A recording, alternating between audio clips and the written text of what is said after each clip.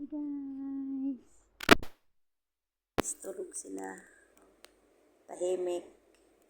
Tapos na kasi kaming tanghalian. Ayan. Si Madam nandun sa taas. Si Baba nandito sa kwarto. Yung Utopia nandun po sa kwarto. Ako lang mag-isa dito. Alaga ko na dyan. Ako lang dito. Ito po sala. Ayan po. Nanood po ako ng TV guys. Sinasilent ko lang para hindi marinig yung alaga ko. Ganito po dito guys. Pag may katapos na tanghalian, may rest day kasi yung mga katulong. Ayan. Ayun guys, problema ko kasi is yung alaga ko.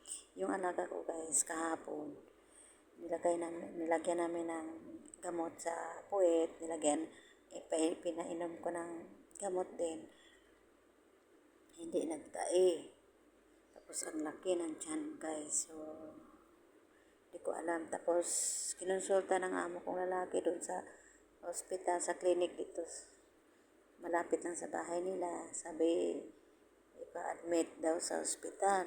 So, pagdating ng amo ko dito, sabi, ipa-admit sa hospital. 10 minutes guys, kaupo yung amo ko. Nagtae siya. Tapos, ganun pa rin ang tiyan niya, lumalaki. Nagdumi siya, pero lumalaki pa din. Hindi nagbago yung tiyan niya. Tapos yung tiyan niya guys, parang may tubig na dumadaloy sa tubig na maingay doon sa loob.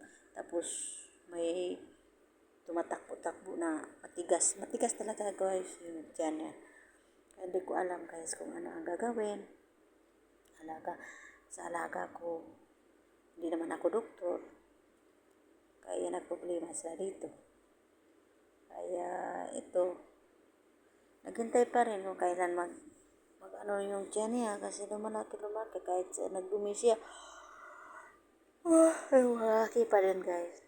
Kaya sana makasurvive yung alaga ko. Pero hindi naman siya masakit.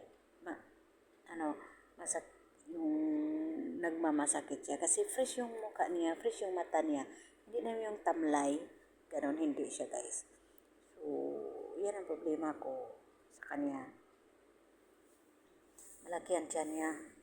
Sana normal ang tiyan niya. Hindi naman normal kasi tumitigas. Bumubuo sa kabila, buo sa kabila, ganon. Tapos may